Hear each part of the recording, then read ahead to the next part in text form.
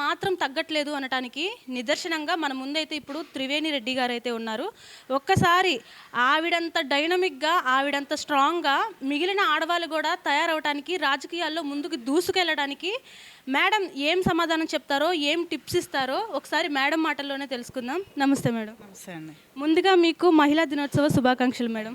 Same to you. ఎందులోనూ ముందుకెళ్ళలేరు అన్నది ఒక నినాదంగా మారిపోయింది ఇప్పుడు. అసలు దానికి మీరేమంటారు? నిజంగానే పురుషుల సపోర్ట్ లేకుండా ఆడవాళ్ళు ఏమీ చేయలేరంటారా? ఎందుకు చేయలేరు? ఆడవాళ్ళ సపోర్ట్ లేకుండా మేము అన్నీ చేస్తున్నాం అన్నప్పుడు ఆడవాళ్ళు ఎందుకు చేయలేరు? ఆడవాళ్ళు చేయలేనిదేంటి? వాళ్ళు చేయగలిగిందేంటి? ఇప్పుడున్న రంగాల్లో అన్ని రంగాల్లో కూడా మహిళలు లేని రంగం ఏదైనా ఉందా? అన్నిట్లో కూడా రాకెట్ దగ్గర నుంచి, విమానాల దగ్గర నుంచి, చిన్న చిన్న బిజినెస్ల దగ్గర నుంచి ఏ టు జెడ్ అనేది మహిళలు ఎంటర్ అయిపోయారు. మగవాళ్ళు లేకోకుండా స్త్రీలు ఏదైనా సరే సాధించగలరని అయితే నేను బల్లగుద్ది చెప్పగలను. మేడం మీరైతే ఈ మార్గాన్ని ఎంచుకున్నారు కదా! మీ పిల్లలకు కూడా మీరు ఇదే మార్గాన్ని పునాదిగా వేయాలనుకుంటున్నారా? లేదు. నా ఆలోచన, నా ఆశ అనేది పిల్లల మీద రుద్దడం నాకేమాత్రం ఇష్టం లేదు. మాకు పాపైనా సరే తన ఇష్టంగా తను ఏదైతే ఏ రంగంలో అయితే ముందుకు వెళ్ళాలని తను ఆశపడుతుందో అదే రంగానికి నేను వెళ్ళమని చెప్తాను. నేను ఏదైతే బాధని పడ్డానో అదంతా కూడా తనకు ప్రతి క్షణం తెలియజేస్తూ వచ్చాను. ఎందుకనంటే మనం ఇన్ని కష్టాలు, ఇన్ని బాధలు పడుకుంటూ ముందుకు వచ్చాం కాబట్టి నేను కూడా అదే ఆత్మస్థైర్యంతో ముందుకు వెళ్ళాలి, ధైర్యంగా నిలబడాలి అనేది మాత్రం తెలియజేశాను. అదే ఆత్మస్థైర్యంతో మా పాప ముందుకెళ్తుంది. మిమ్మల్ని ఇన్స్పిరేషన్‌గా తీసుకొని ఇంకా ముందుకు వెళ్ళటానికి మీరు ఏమి సజెషన్స్ ఇస్తారు? రాజకీయాల్లో ముందుకెళ్ళాలి అంటే మహిళలు అంటేనే ఒక చిన్న చూపు. ఒక రాజకీయ రంగమే కాదు, విద్యా రంగమే కాదు, బిజినెస్ రంగమే కాదు, ఏదైనా సరే ఒక రంగంలో మహిళ అనేది ముందుకు వెళ్తూ ఉంటే వెనక్కి లాగడానికి వేల మంది ఉంటారు. కాకపోతే సపోర్ట్ చేసేవాళ్ళు కొంతమందికి ఫ్యామిలీ సపోర్ట్ చేస్తుంది, కొంతమంది ఫ్రెండ్స్ సపోర్ట్ చేస్తారు. ఇలా అనేక రకాలుగా ఏ సపోర్టు లేకపోయినా సరే మహిళ ముందుకెళ్ళాలి అంటే తన ఆత్మస్థైర్యం చాలా ముఖ్యం. తనకి సెల్ఫ్ రెస్పెక్ట్ అనేది చాలా ఉండాలి. అది ప్రతి ఒక్కళ్ళు చాలా రకంగా హింసిస్తారు. ఎందుకంటే బయటికి వెళ్తుంటే జెంట్స్ వల్ల ఇబ్బందులు పడవచ్చు, పక్క వాళ్ళ వల్ల ఇబ్బంది పడవచ్చు, అనేక రకమైన మాటలు మాట్లాడుతూ ఉంటారు. మహిళ బయటకు వచ్చిందంటేనే ఎన్నో రకాల సూటిపోటి మాటలు వస్తూ ఉంటాయి. వీళ్ళ ద్వారా మళ్ళీ ఫ్యామిలీస్కి కూడా మాట్లాడుతూ ఉంటారు. ఫ్యామిలీస్ వెనక్కి లాగడానికి చూస్తారు. మీ వల్ల మాకు ఇలా మాటలు వస్తున్నాయి, మీరు ఆగిపోండి, మీరు వెళ్ళొద్దు అని చెప్తూ ఉంటారు. కానీ వాళ్ళకు కూడా మనం ఇబ్బంది పడకుండా మన పేరెంట్స్కి కూడా ఇదిగో నేను వెళ్తే ఇది అని చెప్పి వాళ్ళకి సర్ది చెప్పుకొని మనం ముందుకు వెళ్ళడానికి మన మీద మనకు నమ్మకం ఉండాలి. ఫస్ట్ మన మీద మనకు నమ్మకం ఉండాలి, ధైర్యంగా ముందడుగేయాలి. నేను ఎందులో అయినా సాధించగలను. ఎన్నోసార్లు నిరాశ చెంది వెనక్కి అడిగేసి కళ్ళల్లో నీళ్లు పెట్టుకొని పక్కకి వెళ్ళిన రోజులు కూడా ఉంటాయి. కానీ అప్పటికప్పుడు మనమే మోటివేట్ చేసుకోవాలి. మనకంటూ ఎవరు సపరేట్గా వచ్చి మీరు ఇలా ముందుకెళ్ళాలి, మేము సపోర్ట్ చేస్తామనేది ఎవరో చెప్పరు. మనకుగా మనం మోటివేట్ చేసుకుంటూ ఏ క్షణానికి ఆ క్షణం మోటివేట్ చేసుకొని ముందుకు వెళ్తూ కూడా పక్క వాళ్ళు మనల్ని చూసి ఇన్స్పైర్ అయ్యి వాళ్ళు ముందడుగు వేసే రైతున మనం ముందుకు వెళ్ళాలని మాత్రం లేడీస్కి చెప్తాను. దేనికి భయపడకూడదు. ఏదైనా సరే మనం నిజాయితీగా ఉంటే ధైర్యంగా అడుగు ముందుకు వేయగలం అనేది మాత్రం చెప్పగలను. మేడం ఇంకొకటి, ఎన్నో రకాల ప్రొఫెషన్స్ ఉండగా మీరు ఈ రాజకీయాల్లోకి దిగాలి అన్న థాట్ మీకు ఎందుకు వచ్చింది? రాజకీయ రంగం అనేది ప్రజలకు సేవ చేయడమే చాలా అదృష్టం. ముఖ్యంగా రాజకీయ రంగంలోకి వస్తే అనేక మందికి సేవ చేసే అవకాశము ఉంటుంది. ఎవరికి ఏ చిన్న పని కావాలి అన్నా కూడా ఇగో మనం చెయ్యగలం అనే సాటిస్ఫాక్షన్ ఉంటుంది. ఫస్ట్ మనం విడిగా కూడా చేయొచ్చు, విడిగా కూడా చాలామంది చాలా సేవా దృక్పథంతో చేస్తున్నారు. కానీ మనకంటూ ఒక అధికారం ఉంటే అధికారంలో మనం ఏదైనా చేయొచ్చు. కాబట్టి తప్పకుండా ప్రజలకు సేవ చేయాలి అంటే అధికారం కూడా తోడైతే ఇంకా ఎక్కువగా ప్రజలకు సేవ చేసి దగ్గరగా ఉండొచ్చు ప్రజలకి అనే ఆలోచనతో నేను రాజకీయ రంగంలోకి రావడం జరిగింది. రాజకీయ రంగంలో మహిళలకు కూడా చాలా ప్రాధాన్యత ఇప్పుడున్న ప్రభుత్వం ఏమో కానీ అంతకుముందు వైసీపీ ప్రభుత్వం కూడా 50% రిజర్వేషన్స్ కల్పించి మహిళకి పెద్దపీట వేసి చాలా అవకాశాలు కల్పించారు. రాజకీయ రంగంలో నాకు ఇంకా ప్రోత్సాహాన్ని ఇచ్చింది. మేడం అలాగే ఇప్పటి వరకు మీకు బెదిరింపు సూచనలు ఏమైనా వచ్చినాయా? అటు పోలీసుల నుంచి కానీ, ఇటు మీడియా నుంచి కానీ?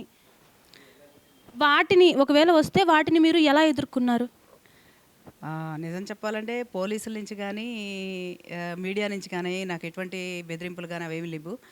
పొలిటికల్గా ఉన్నప్పుడు మన పక్కన ఉన్న వాళ్ళే మనకు శత్రువులుగా ఉంటారు, అది మాత్రం చెప్పగలను. వాళ్ళ నుంచే మనకు అనేకమైన బెదిరింపులు, ఇండైరెక్ట్గా బెదిరింపుగా మాట్లాడాలు చేయడాలు చేస్తారు. అది తప్పకుండా జరిగిందాన్ని కూడా నేను ఎవ్వరికీ వెళ్ళి నేను ఇది మాకు ఇలా జరుగుతుందని చెప్పినా కూడా హెల్ప్ చేయలేదు వాళ్ళు. అవన్నీ ఇప్పుడు మాట్లాడకూడదు. అలాంటి పరిస్థితులు ఉన్నా సరే ధైర్యంగా నేనే ముందడికి వెళ్ళాను. కానీ ఆ క్షణానికి నాకు సపోర్ట్ చేసిన వాళ్ళు ఉన్నారు. ఆ క్షణం మాత్రం ఇదిగో తను మనకి ఇంత వర్క్ చేశారు, మనం ఇలా సపోర్ట్ చేయాలన్న ఇదితో వాళ్ళు మనకు సపోర్ట్ చేశారు. అది మాత్రం చెప్పగలను. బెదిరింపు కాల్స్ ఉన్నాయి.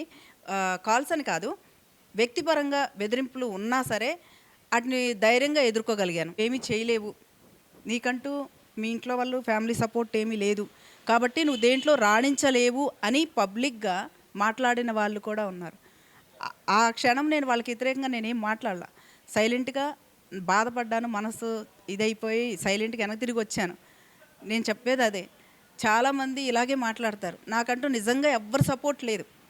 లేకపోయినా ఎప్పటికప్పుడు ఎవరో ఒకరు సహాయం తీసుకున్నట్టుగా వెళ్ళి ఇదిగో నాకు ఇది అవసరం మీరు రండి అని చెప్పిన వాళ్ళని నేనే వెళ్ళి వాళ్ళని అడిగి రమ్మని చెప్పి తీసుకొని వెళ్ళడమే తప్ప నేనున్నాను, నీకేం పర్వాలేదు, నీకు ధైర్యంగా నేను సపోర్ట్ చేస్తాను అనేవాళ్ళు నాకైతే ఎవరూ లేరు. అలాంటి పరిస్థితి ఎవరికి రాకూడదు. ఎవరికి ఏ సహాయమైనా నేను నా తరపున నేను చేయగలిగినంత చేస్తే బాగుంటుంది కదా అన్న ఆలోచనతోటే నేను ఈరోజు ధైర్యంగా ముందడికి వేయగలుగుతున్నాను. మేడం, రాజకీయాల్లో మిగిలిన ఆడవాళ్ళు మిమ్మల్ని ఇన్స్పిరేషన్గా తీసుకొని ఇంకా ముందుకు వెళ్ళటానికి మీరు ఏమి సజెషన్స్ ఇస్తారు? రాజకీయాల్లో ముందుకెళ్ళాలి అంటే మహిళలు అంటేనే ఒక చిన్న చూపు. ఒక రాజకీయ రంగమే కాదు, విద్యా రంగమే కాదు, బిజినెస్ రంగమే కాదు, ఏదైనా సరే ఒక రంగంలో మహిళ అనేది ముందుకు వెళ్తూ ఉంటే వెనక్కి లాగడానికి వేల మంది ఉంటారు. కాకపోతే సపోర్ట్ చేసేవాళ్ళు కొంతమందికి ఫ్యామిలీ సపోర్ట్ చేస్తుంది, కొంతమంది ఫ్రెండ్స్ సపోర్ట్ చేస్తారు. ఇలా అనేక రకాలుగా ఏ సపోర్టు లేకపోయినా సరే మహిళ ముందుకు వెళ్ళాలి అంటే తన ఆత్మస్థైర్యం చాలా ముఖ్యం. తనకి సెల్ఫ్ రెస్పెక్ట్ అనేది చాలా ఉండాలి. అది ప్రతి ఒక్కళ్ళు చాలా రకంగా హింసిస్తారు. ఎందుకంటే బయటికి వెళ్తుంటే జెంట్స్ వల్ల ఇబ్బందులు పడవచ్చు, పక్క వాళ్ళ వల్ల ఇబ్బంది పడవచ్చు, అనేక రకమైన మాటలు మాట్లాడుతూ ఉంటారు. మహిళ బయటకు వచ్చిందంటేనే ఎన్నో రకాల సూటిపోటి మాటలు వస్తూ ఉంటాయి. వీళ్ళ ద్వారా మళ్ళీ ఫ్యామిలీస్కి కూడా మాట్లాడుతూ ఉంటారు. ఫ్యామిలీస్ వెనక్కి లాగడానికి చూస్తారు. మీ వల్ల మాకు ఇలా మాటలు వస్తున్నాయి, మీరు ఆగిపోండి, మీరు వెళ్ళొద్దు అని చెప్తూ ఉంటారు. కానీ వాళ్ళకు కూడా మనం ఇబ్బంది పడకుండా మన పేరెంట్స్కి కూడా ఇదిగో నేను వెళ్తే ఇది అని చెప్పి వాళ్ళకి సర్ది చెప్పుకొని మనం ముందుకు వెళ్ళడానికి మన మీద మనకు నమ్మకం ఉండాలి. ఫస్ట్ మన మీద మనకు నమ్మకం ఉండాలి, ధైర్యంగా ముందడిగేయాలి. నేను ఎందులో అయినా సాధించగలను. ఎన్నోసార్లు నిరాశ చెంది వెనక్కి అడిగేసి కళ్ళల్లో నీళ్లు పెట్టుకొని పక్కకి వెళ్ళిన రోజులు కూడా ఉంటాయి. కానీ అప్పటికప్పుడు మనమే మోటివేట్ చేసుకోవాలి. మనకంటూ ఎవరు సపరేట్గా వచ్చి మీరు ఇలా ముందుకెళ్ళాలి, మేము సపోర్ట్ చేస్తామనేది ఎవరో చెప్పరు. మనకుగా మనం మోటివేట్ చేసుకుంటూ ఏ క్షణానికి ఆ క్షణం మోటివేట్ చేసుకొని ముందుకు వెళ్తూ కూడా పక్క వాళ్ళు మనల్ని చూసి ఇన్స్పైర్ అయ్యి వాళ్ళు ముందడుగు వేసే రైతున మనం ముందుకు వెళ్ళాలని మాత్రం లేడీస్కి చెప్తాను. దేనికి భయపడకూడదు.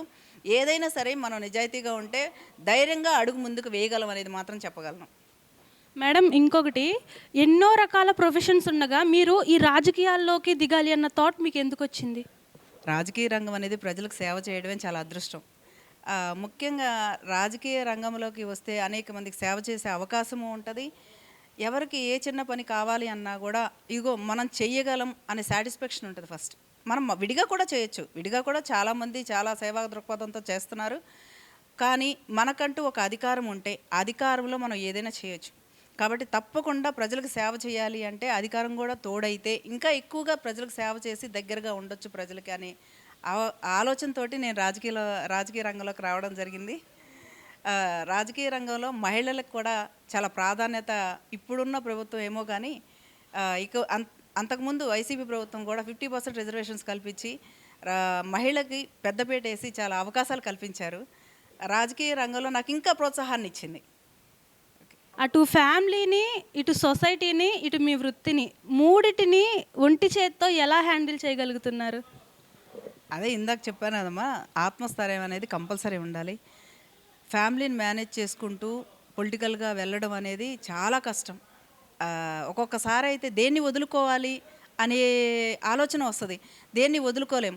కొన్ని సందర్భాల్లో ప్రతిదీ సాటిస్ఫాక్షన్గా లేకపోయినా సరే మానసిక ఇబ్బందులకు గురవుతూ ఉంటాం. ఇంట్లో పిల్లలకి ఇది చెయ్యాలి అన్నప్పుడు ఇటు కరెక్ట్గా మీటింగ్ టైం వస్తుంది. ఆ మీటింగ్ టైంలో ఇది వదులుకోవాలా అనే ఆలోచన వచ్చినప్పుడు ఏం చేయాలో తెలియక ఏడ్చిన రోజు ఉంది. అయ్యో నేను ఏది వదులుకోలేను, నాకు రెండు కావాలి.